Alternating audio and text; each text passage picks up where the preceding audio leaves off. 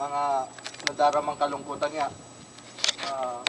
Please Lord, bigay mo po sa amin ang kasiyahan na ito.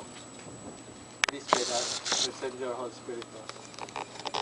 So, gusto rin po namin batiin ng maligayang kaarawan si Jesus. Siya ang dahilan kung bakit kami nagkate. May Pasko ngayon.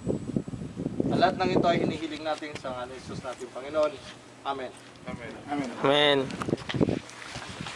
So, ang susunod na ay isang opening message galing sa ating Sir Sandro. Ayun. Magandang gabi sa lahat. Ganun ni sir. Ang pagkabuo ng isang grupo ay patunay na ang bawat isa sa atin ay may isang layunin.